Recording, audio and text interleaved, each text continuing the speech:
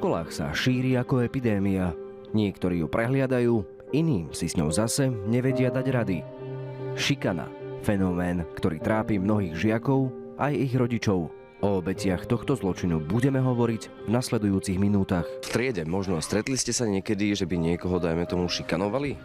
Áno, stretli sme sa, ono sa to aj riešilo potom a vyriešilo sa to tak, že už je to v pohode. A o čo tam vlastne išlo? No vlastne sa smiali za to, že nemá kamarátov, alebo proste kamarátov nemal, takže neviem, no. Ako to vnímala trieda? Tak trieda sa ho snažila niekedy akože obrániť pred niektorými tými ľuďmi, ktorí sú tam, ale niekedy to nevyšlo a musela to akože učiteľka riešiť. A mala učiteľka vôbec záujem to riešiť, alebo riešila to hneď promptne? Hej, oni to dosť riešili a ono sa to aj vyriešilo, potom sme mali aj nejaké posledenia s psychologičkou alebo také niečo.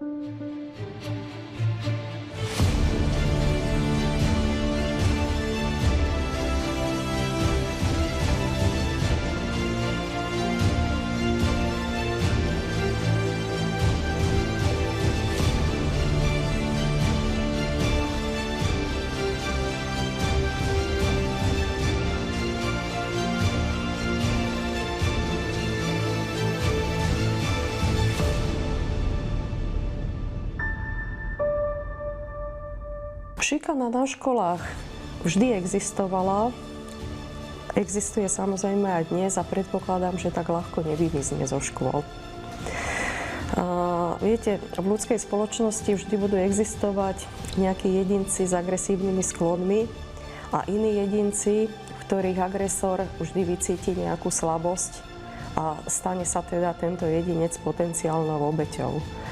Či k šikanovaniu nakoniec dôjde, o tom rozhoduje samotné prostredie, v ktorom sa nachádzajú obe tieto osoby. Veľmi dôležitá je prevencia šikany.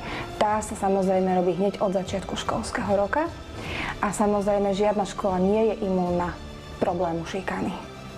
Je to v prvom rade nejaké také zachytenie, či sa v tej škole šikana vyskytuje, ak áno, aká je jej miera, aká je jej intenzita a takisto, čo môžeme v prípade ako učitelia a potom ako psychológovia robiť. Prípadne, či je rozvinutá v takej miere, že je potrebný zásah aj iných odborníkov. Takže samozrejme, ale prvorada je vždycky prevencia. Na tej stojí celý základ. Momentálne miera šikanovania na slovenských školách je možno vysoká aj preto, lebo svet dospelých nie je úplne príkladným prostredím. Každý môže pozorovať, že vymizla nejaká základná ľudská slušnosť, empatia, prevládajú silové riešenia. Ale škola by možno mohla byť tým prostredím, ktorá by vyrovnávala negatíva sveta dospelých. A problém je, že to tak nie je.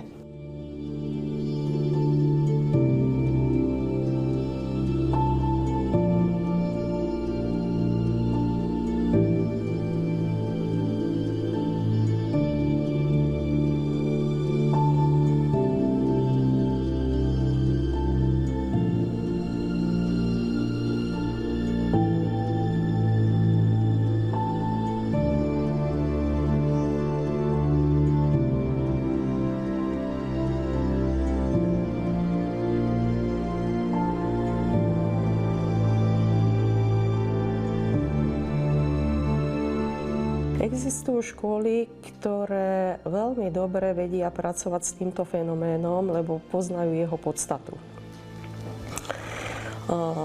Skôr sú orientované na prevenciu, to znamená na formovanie hodnotového sveta svojich žiakov, na budovanie ich charakteru, než na hasenie už potom teda nejakých dôsledkov. To je jedna kategória. Do druhej kategórie by som zaradila školy, ktoré teda, ak už šikanovanie dozrie do štádia, že je viditeľné, tak ho ad hoc začínajú riešiť. No a do tretej kategórie patria školy, ktoré nie sú ochotné za žiadnych okolností navonok priznať, že u nich šikanovanie existuje a nepriznávajú to ani sami pred sebou.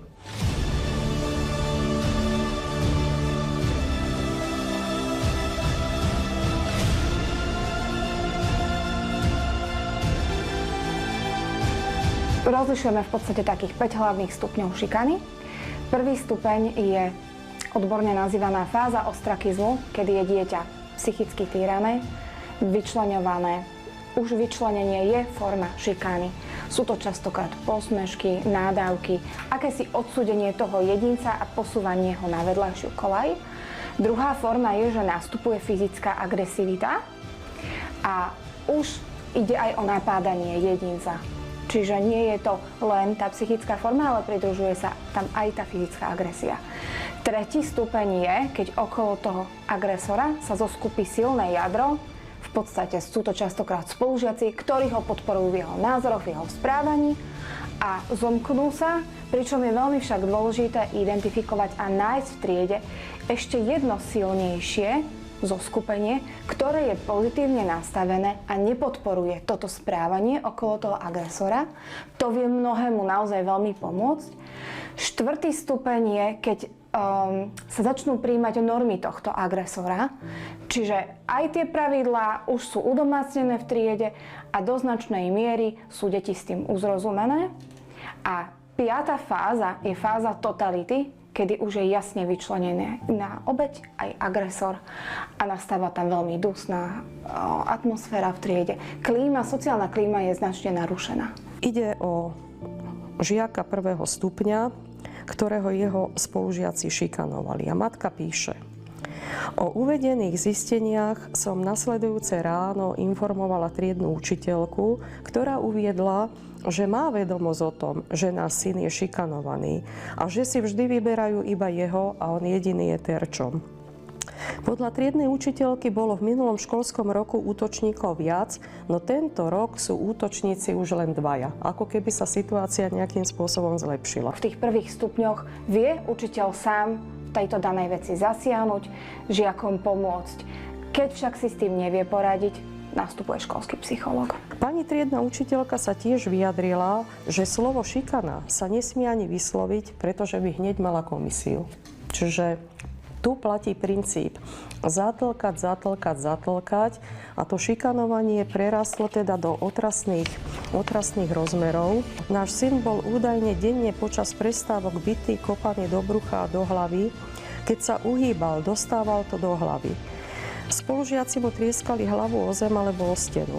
Syn nám až teraz povedal, že vtedy mu už bývalo dobre, to bolo ako by zaspával, vtedy veľa necítil. Čiže naozaj otrasný prípad. Nie je to o tom posudzovaní, že zlyhal. Lebo samozrejme aj učitelia majú okolo seba mnoho starostí, majú svoje pracovné záležitosti, svoj súkromný život. Takže viac menej ide v takom zabehnutom kruhu. Nenazvala by som to vyslovene zlyhaním, skôr by som to nazvala prehliadnutím. Ale samozrejme je dobre voči tomuto predchádzať a preto je dobré aj učiteľov nejakým spôsobom poučiť, kedy je už dôležité si všímať patričné zmeny a aké zmeny. Teraz je otázka, či je problémom samotná učiteľka, alebo ide o zlyhanie celého systému školy. Lebo v tom podaní sa píše aj o tom, že sa to riešilo na rôznych úrovniach a v podstate nereagoval nikto, až napokon ten žiak zo školy odišiel. Tak samozrejme negatívnymi záležitostiami sa nikto nechváli, ale voči šikane nie je imúnna žiadna škola. Na každej škole sa môže vyskytnúť šikana a podobne. Tak určite do značnej miery zníži to kredit školy a pokiaľ je to možné, a na to je v podstate školský psychológ na škole, aby skutočne vedenie školy vedelo spolupracovať s učiteľmi, školským psychológom a vedením, aby sami mohli svojimi vlastnými prostriedkami zakročiť voči šikane, pokiaľ sa dá. Problém je v tom, že momentálne máme ako keby stopku, pretože z tohoto listu vyplýva, že rodičia sa obrátili na generálnu prokuratúru. Platí, keď koná jeden orgán verejnej správy v tej veci, druhý by konať nemal, ale hľadám práve spôsob, ako toto pravidlo obísť, lebo zdá sa mi, že situácia je veľmi vážna. Predpokladám, že by sme podali návrh na odvolanie riaditeľa školy z pozície. Lebo toto je fatálne pedagogické zlyhanie, ak by teda veci boli tak, ako sa píšu v tomto liste. Žiak je väčšinou šikanovaný agresorom alebo skupinou viacerých útočníkov, najmä v priestoroch školy. Postupom času je ale obeť terorizovaná aj mimo nej. Podobne sa vyvíjal aj jeden z mnohých prípadov, ktorý sa stal v Humennom. Útočníci si dokonca nakrútili video. prepáč, ale vážne, že toto. Že som ti písal, už ti nebudem písať, vážne. A nechodím na boxe. Máme boxovací, ale ja nechodím na box, ja môžem. To dám, že ty by si mal To však za to, čo tu nebijem. prepáč. Nerob do bo bude vypisovať, že zase tu do koho som mal. Ja si ľahám na zem. Neviem, bude vypisovať, že do koho som tu mal. Težko má to, čo chodia na box. Kľakni. No. Kľakni. No. Na kolena. Čo ti drve? Máš to? Boskaj nohy. No hej. Boskaj nohy. Tretia, štvrtá. Už budeš spokojný. Napíš mi dač ešte raz. Zajtra ťa prídem dobiť. Čo dobiť? Zajtra ťa zabijem do všetkými. Dobre, prepáč. Čo? Dobre, prepáč. Ale taký jeden štvrtak. Dobre, prepáč. Vypadne do Prípadom sa zaoberá vyšetrovateľ okresného riaditeľstva policajného zboru v Humennom, ktorý vedie trestné stíhanie pre prečin nebezpečného vyhrážania a vydierania. Vyšetrovateľ vykonáva všetky potrebné procesné úkony k objasneniu veci. Obvinený zatiaľ nebol nikto. Už tu nehovoríme len o šikane ako takej, ale už aj o kyberšikane. Pre niekoho zábavné natáčanie videa bez povolenia aktérov toho videa je skutočne neprípustné. Takže určite neschvaľujem ani jedno správanie. Samozrejme, formy šikany, ktoré sme na videu mohli vidieť, neboli len fyzické, ale aj psychické. Išlo tu o zosmiešňovanie, vysmievanie sa tomu žiakovi, takisto kopance, buchnaty po chrbte to môžu byť. Ale takisto v závere videa bolo vynúcovanie si služieb. A vynúcovanie si služieb je rovnako tiež spôsob, ako tú šikanu môže človek praktizovať. Šikana má v každom prípade negatívne následky. Sú to v mnohých prípadoch psychické následky, častokrát je to nejaká nespracovaná trauma, alebo častokrát je to depresia, až samovražedné myšlienky. Takisto to môže mať fyzické následky, to je vyššie ochorenie u dieťaťa, oslabená imunita. Takisto to môže byť nechuť chodiť do školy, nejaká taká utiahnutosť. Dieťa prestáva komunikovať. Keď sa pýtame žiakov v nejakých prieskumoch, komu by povedali, že ich niekto v škole šikanuje, tak mnohí by to nepovedali nikomu. Totižto mnohé obete fakt, že sú samé šikanované, považujú za vlastné zlyhanie a nezdôverujú sa s týmto nikomu. Aj tento chlapček, keď bol u psychologa na vyšetrení, tak o sebe hovoril, nazýval seba ja som nub, čo v preklade preložil to tomu psychológovi som úplná vola.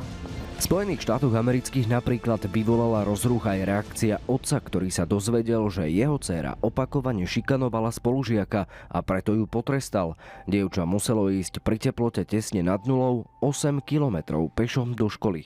I know a lot of you parents are not going to agree with this, but that is all right. Because I'm doing what I feel is right to teach my daughter a lesson and to stop her from bullying. So children, if you're watching this, please understand that bullying is unacceptable everywhere and will not be tolerated. Reakcie ľudí, ktorí toto video videli, boli rozporuplné. Kým niektorí konanie otca odsúdili, iní mu dali za pravdu, lebo vraj šikanovanie neprehliadol. Odborníci zase odporúčajú obetiam, aby o pomoc požiadali svoju triednu učiteľku alebo školského psychológa. Využiť môžu aj telefonickú linku pre obete násilia. O probléme by sa ale mali zdôveriť tiež svojim rodičom.